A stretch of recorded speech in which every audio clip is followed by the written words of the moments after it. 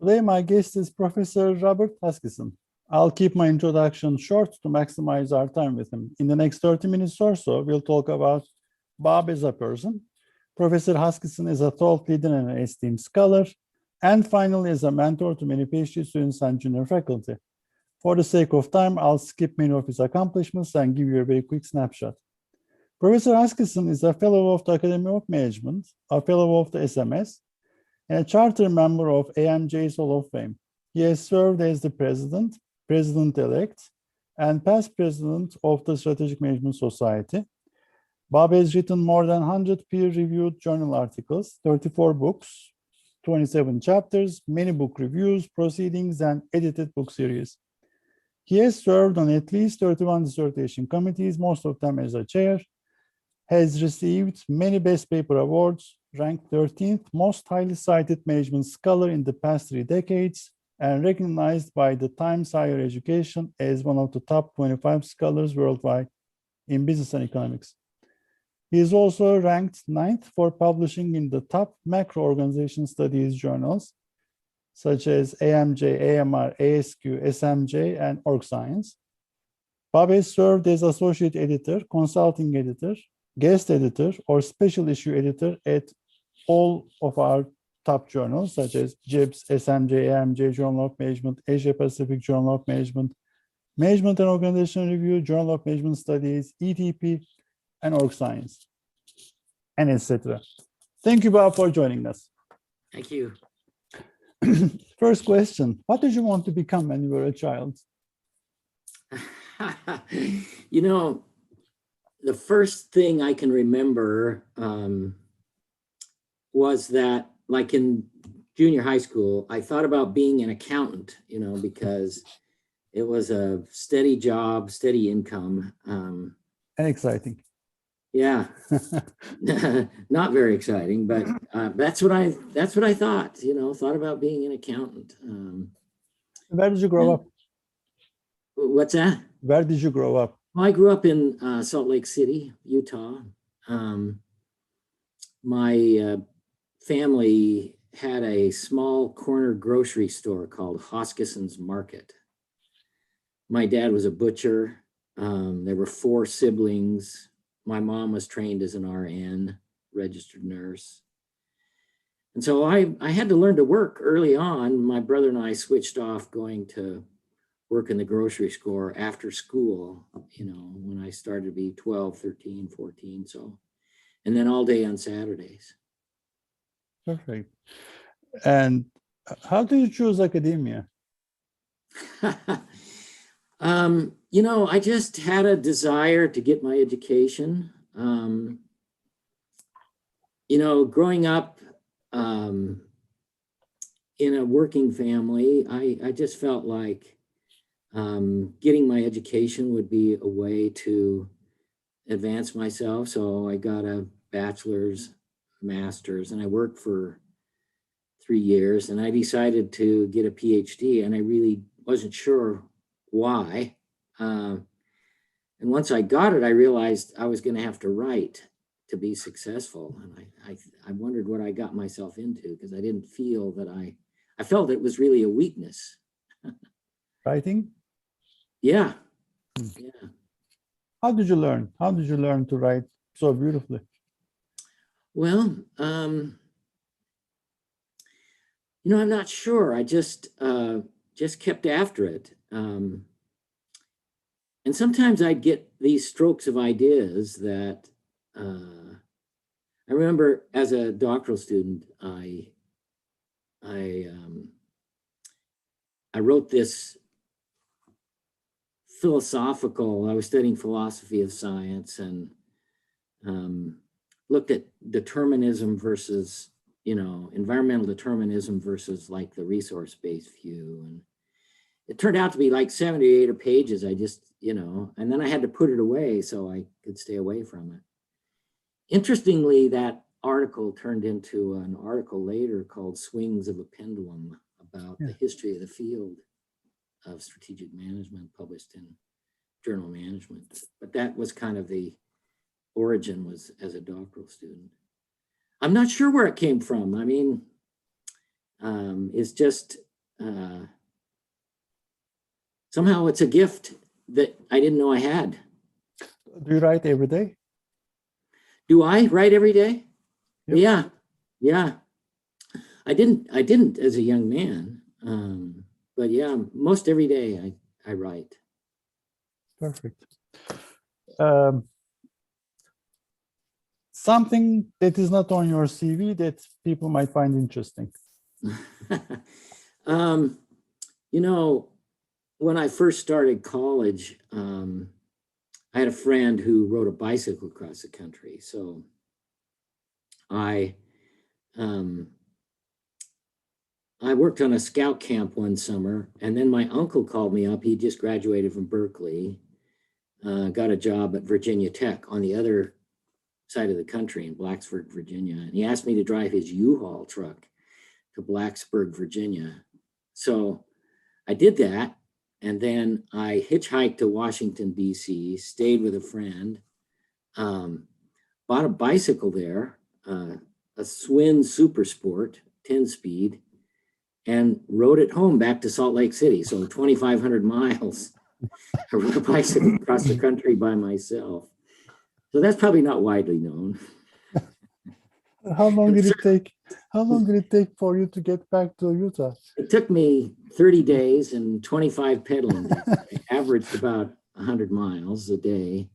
Wow. You know, one of the things, if you know you're stupid and young, is you don't realize about geography. And so I left Washington, D.C. and realized that I was in the mountains there.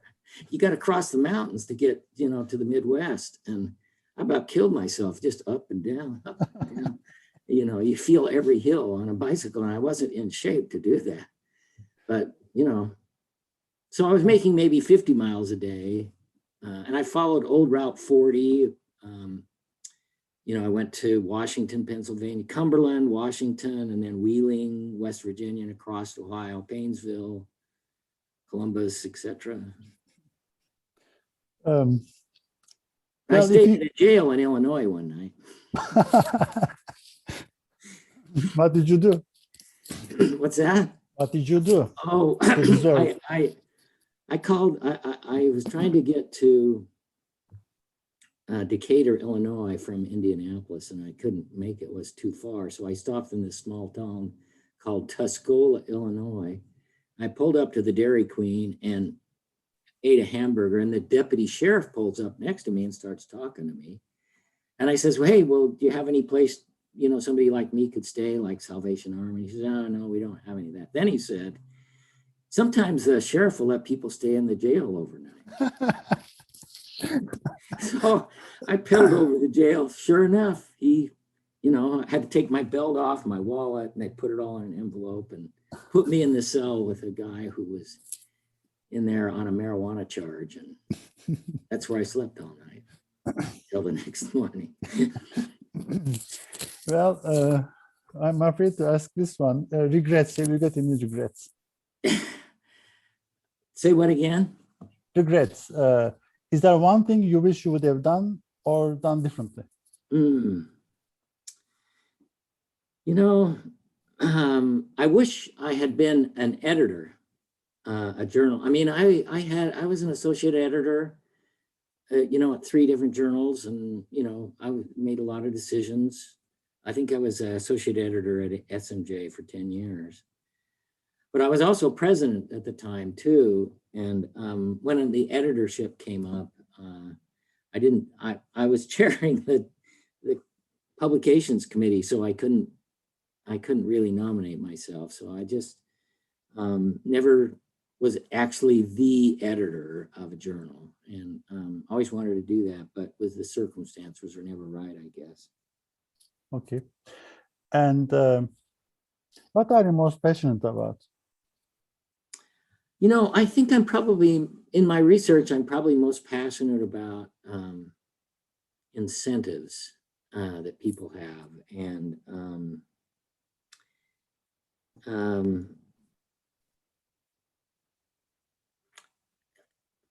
governance, how firms are governed, and what shapes the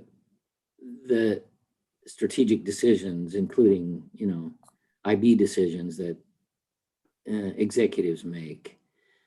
I've been very interested with control systems, and how that influences strategic decisions. So I'm probably most passionate about that. And I think also that has really influenced my career, because I think it's led into a lot of counterintuitive ideas that that have allowed me to make my way successfully. Bob, let's say you're 21, 22 again, and you can do it all over. What is the best career path that you would take? What's the life that you would choose for yourself, knowing now? Yeah. So, so my undergraduate work was in youth leadership, and I had degrees in minors in sociology and Italian. That might sound a little strange, but the part of the program I was in outdoor survival. It's kind of like Outward Bound's program. So we'd take these people out for 30 days at a time. So I would probably be a trail guide someplace. And I realized, with the number of children we had, that there was no way I was going to make any money doing that. But I mean, I go back, the way that carries over today is I go backpacking every year, like doing crazy stuff like, riding a bicycle across the country. I really like the outdoors. Interesting. And what are you most proud of? Academically, I think I'm probably most proud of the special issue at AMJ on strategy in emerging economies. I think it's probably had the most influence of any article in my career. And the lead article that we put together really has been cited a ton. I think there's like over 4,600 citations now. But it's interesting, Ann Sui was the editor at the time, and I was in Hong Kong and visited her and talked to her about doing this special issue. And she was all excited about it, and turned out really successful. Perfect. Well, Bob, you're riding your bicycle across the country, and you're stranded in a small village, and the locals don't know anything about you. They're curious. They're curious why you're riding the bike in the first place.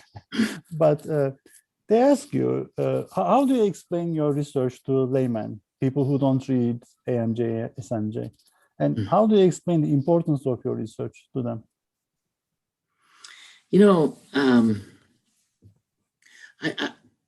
This is not an IB example. You can excuse me for that, hopefully, but I often, in answer to that question, I'll talk about some IPO research that I did.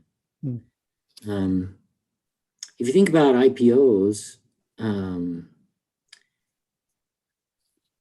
the offerings are often, on average, 12 to 15% undervalued. So think about all the IPOs that have ever been given, put out. And that means that 12 to 15% of the capital available is not available to the firm.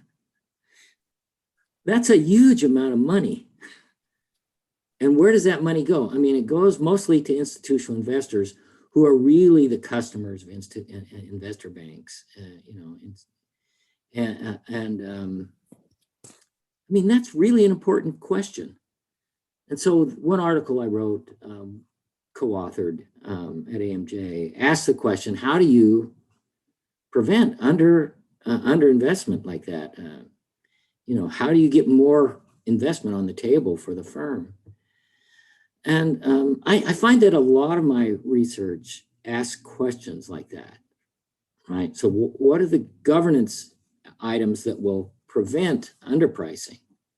I mean, it's an academic question, but it's also an important, relevant question about how we use our investment dollars and who gets it, right?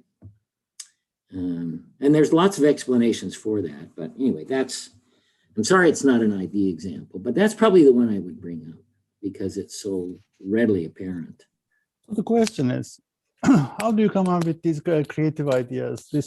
But my question normally is, in a state of idle curiosity, what does your mind think of? But let me reword it. How do you come up with these type of interesting puzzles? What leads to coming up with these interesting venues for research? You know, I find that there's lots of ways. I've been fortunate. You mentioned a lot of the doctoral students. I've been fortunate to help them, right? And in the process, we come up with really interesting questions. I always seek to find something that's counterintuitive and help them do that. And then if you look at some of the basic questions like how does international diversification influence performance? I mean, how much of that been studied, right, in the literature? Or product diversification. How often has product diversification been studied and in relationship to performance? But what's the downside of product diversification? So if you start out with some of the basic questions and then you ask an ancillary question. So for instance, Charles Hill, I met Charles in a conference in Pittsburgh, an SMS conference actually. And, I found that we had a lot in common in regard to studying the multidivisional form. And, there came a slot up at Texas A&M. So I went to the department head, hey, look, we need to fill this slot. Why don't we ask Charles Hill to come as a visiting professor for a year? And he came and we started doing this research. And we found that the M form and diversification had a huge downside in that it led to managers using these strong financial control incentives because when you get so broadly diversified, you can't understand the investments you're making. So you do it by the numbers, right? And that led to a short-term focus and reduction in R&D expenditures. And we claimed at the time that that was really the Achilles heel of the M form. There's an incentive to continue to diversify because it raises manager's salary, but at the same time, the firm becomes less competitive because they're not investing for the long term because the time horizon is shortened. And so, one thing just leads to another, and then you keep asking questions, right? And can that reverse if you, reduce diversification? And in fact, it does, So you get into a stream like that, and that was kind of my tenure stream, actually. And at the time, mid-'80s, there was a huge amount of restructuring going on after Reagan changed the incentives, basically. Anyway, it's just one thing leads to another. And do acquisitions influence? Do divestitures influence it? In fact, at the end of that, Mike Hitt and I wrote a book called Downscoping, How to Tame the Diversified Firm. It's published with Oxford University Press. And that's kind of a summary of my tenure work, basically. You mentioned some counterintuitives. Obviously, these are superbly interesting. About understudied areas in research, in strategy, international business, international strategy, international entrepreneurship, what are some of the, in your opinion, some of the understudied, underutilized areas that we should be thinking more of? Well, I'm going to give you an analogy here. So I had my younger two sons lived in the same bedroom their whole life, basically. And I thought I understood them. And then when the older children moved out and they got their separate bedrooms, their bedroom when they were together was always messy. I mean, it was just always messy. And when the younger son moved to his own bedroom, the mess stayed with the older child. And the younger child was neat as a pin, you know, and I never knew it because he was always in his brother's mess. So sometimes I think in research, we have the same issue, right?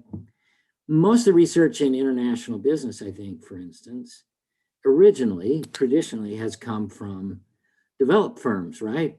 From the UK, from the US, and maybe Japan. But more recently, as we have seen China emerge, India, Korea, you get to see what I would say is some new light. You know, it's kind of like my younger son moving out and, oh, I didn't notice that.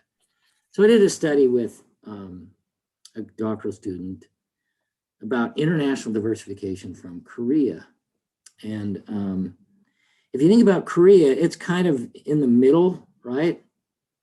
So you have highly developed countries and less developed countries. I mean, Korea is kind of in the middle.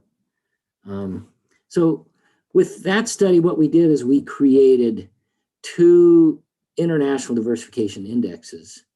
International diversification index into countries that were more developed than you institutionally in factor markets, and into countries that were less developed than Korea as far as factor markets and institutions. And so we created two indexes, not one, right, of international diversification. And we had hypotheses that suggested that if you go into more developed countries, you're going to have this downward slope and then an upward slope in regard to performance as you learn how to navigate your way in an institutional environment and, you know, with companies that have better factor markets than you do. Whereas if you go to a less developed country than you have better factor markets and better institutions than they do. And so there's this positive trend right away. So there's learning going on when you go to countries that are more developed than you, but you have an automatic advantage when you go to countries that are less developed than you, given your current institutional and factor market environment. And it just, and if you think about the relation, there's not just a single relationship with international diversification performance. There's multiple relationships depending on how you configure your host countries. And I really think that's a 2015 SMJ study that I think is really creative, in my opinion. Mm-hmm. But it comes from that different context, right? Sure. About the evolution of the field from your window, what can you say about the culture of scholarship over time? Well, you know, coming into the IB area, I think, you know, I'm traditionally more of a strategy guy, you know, as president of the Strategic Management Society. I started going to AIB though, because they were going to really cool places. They were going to Banff in Canada. They were going to Maui in Hawaii. And so, I mean, I went to almost, you know, all these great places and met a lot of really interesting people. One time I was making a presentation, and I don't mean this negatively, and I was talking about international diversification, and Alan Rugman stood up and raked me over the coals by the way I was defining international diversification. And there was a big audience. You know how Alan can do it.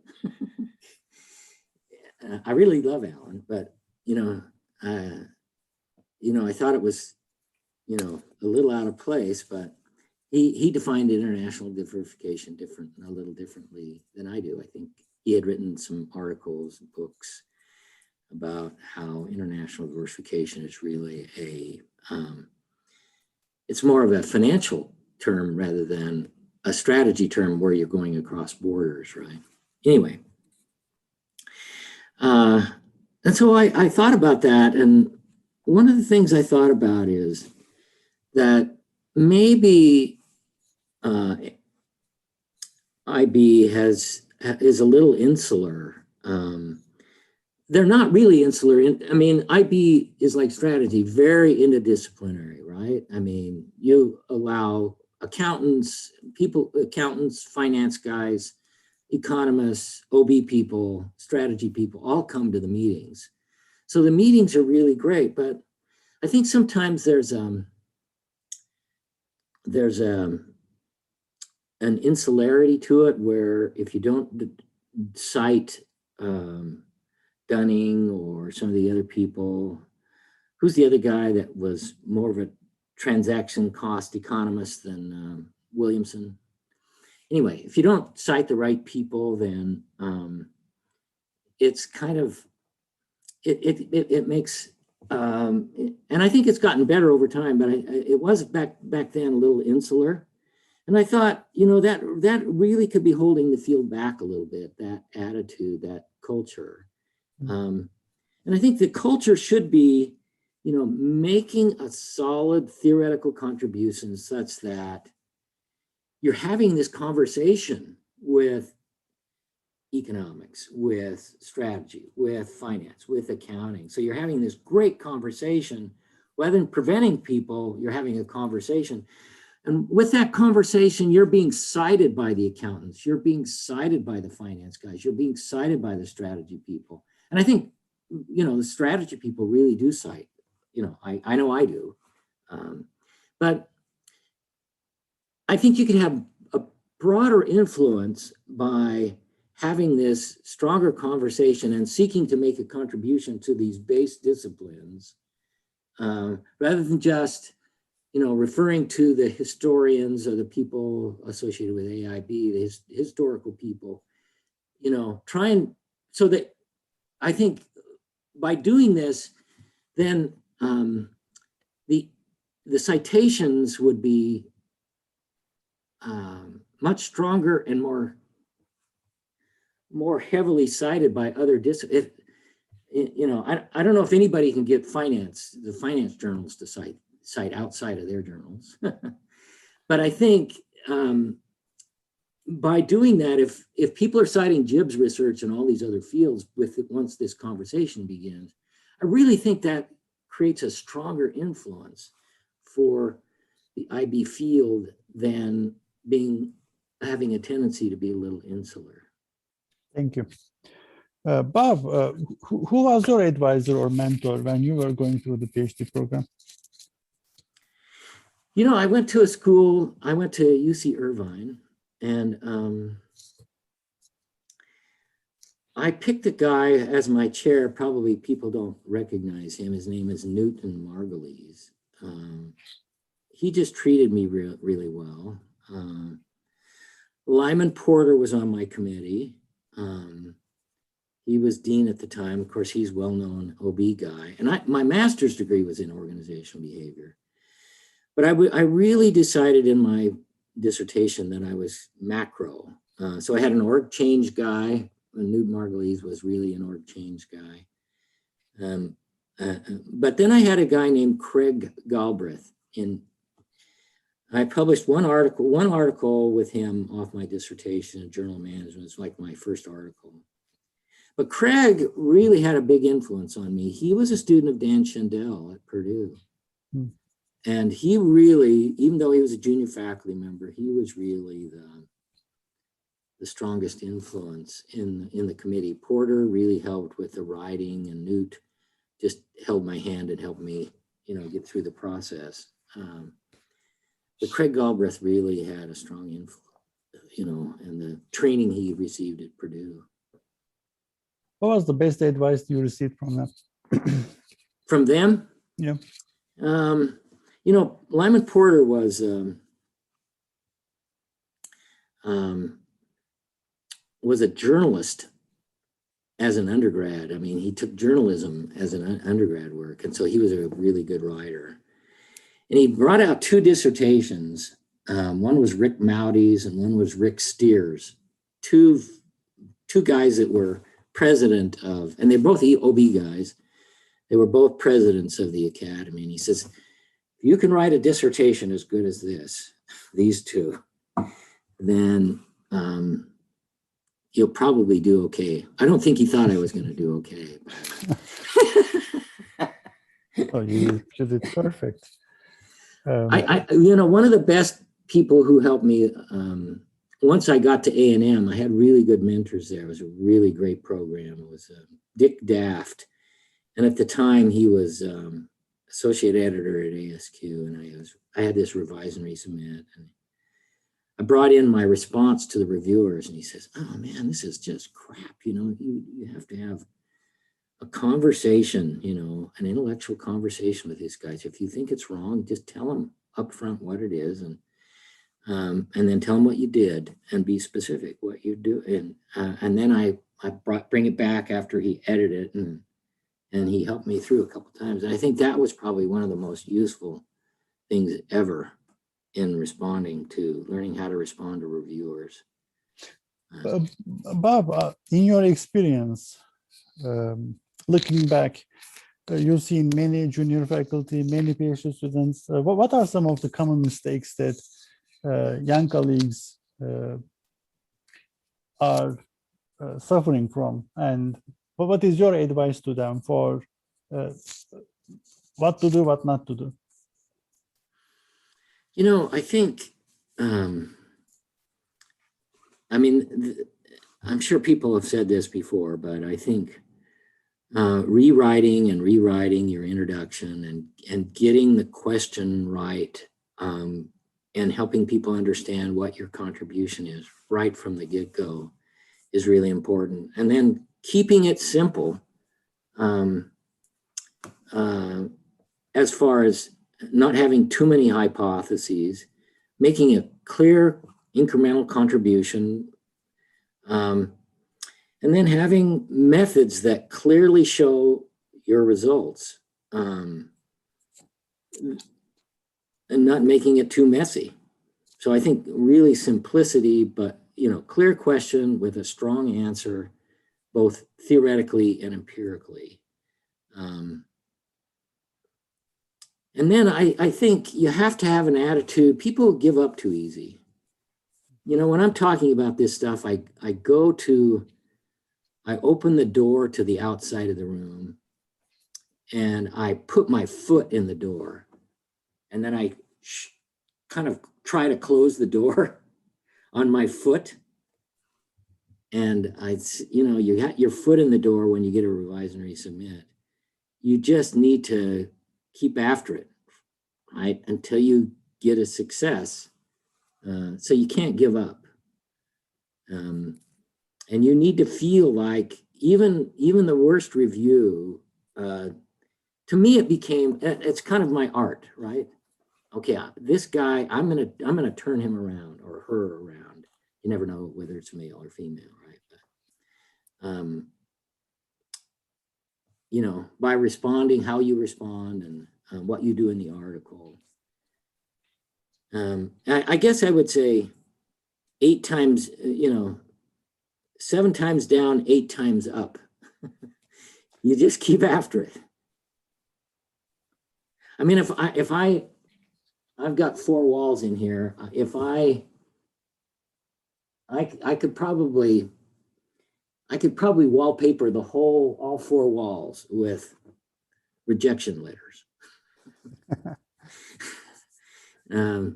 Sometimes you get rejected 5 or 6 times, and the 7th is good. I'm not sure I've ever had an article that I've given up on. It's probably not a good attribute. There's probably some of them I should have given up on, but I just have this attitude that if I'm going to spend my time on it, it's got to see the light of day in a journal or someplace. Maybe a book article even. Which article, which of your work made you work the most and took the longest to come out? Which paper was that? Well, I'll tell you a story that I'm not sure it took the longest, but it was the most discouraging. So, and this should give hope. When I was a doctoral student, I studied the M-form hypothesis, meaning Williamson's that the multidivisional structure was more efficient than the U-form structure, the unitary form, which is the functional form. And I set out to prove that it was efficient, right? And that was my dissertation. I studied Chandler's firms that had historically gone, and I did a time series, like a 60-year time series, and I did the M form as kind of an intervention in this ARIMA model. And then once I got to A&M, my first job, Texas A&M, I had a student help me collect data on a whole bunch more firms that had gone to the M form. And it took us a year just to collect that data. We hand collected it out of Moody's. This poor doctoral student is getting, allergies from the dust off these tomes. And I remember doing the first analysis where I had, a large number of firms, and I studied 10 years before and 10 years after the intervention of the M-form change. And I was expecting to see something. And the main effect on performance was not significant at all. I mean, I'd spent a year doing this. And I ran the main effect, and there was nothing. I mean, I was so discouraged. And I actually felt like, well, 10 years out the window. So I went and interviewed the next year, for other jobs, because I thought I needed to start my tenure clock over. So I've been there 2 years, second year, Anyway, and they turned me down. I didn't get a job offer. So I came back and I looked at the data and I said, well, let's go back and recollect how diversification influences this intervention. And so I did an interaction effect between M-form and diversification. Huge significance. And that led to a sole authored AMJ, and I won the best paper award in the strategy division that year when it came out. And Charles and I wrote an AMR, Charles Hill and I wrote an AMR, Hill and Hoskisson, 1987 AMR. And that really came from that discovery, that theoretical article. And that also led to the M-form being this Achilles heel with regard to diversification. I had an article with Mike Hitt in SMJ, so it led to like enough articles to get tenure. But it was really, I thought my career was over. For the sake of time, last question. What is a question that I should have asked you but haven't? Oh boy.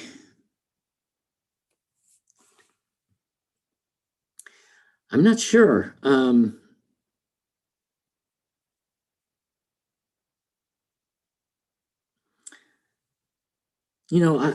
would say that, probably the influence of my PhD students has been, one of the things I've done in my career is, I've really taken the time to work with students. It's been a passion of mine to work with students. And I have learned so much from the great students I've had. And they've taken me into great ideas. And so I have just been blessed to work with really, really good students. And I have poured my time into that.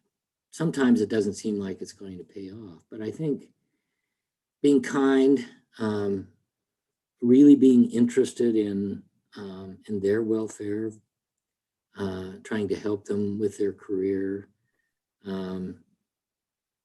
it's been wonderful. And it's nice because they want to continue to work with me, even in my old age. No, you're not old. Bob, thank you so much for this interview. I enjoyed it. I learned a lot. I'm sure the audience will agree with me. Thank you. Okay, thank you.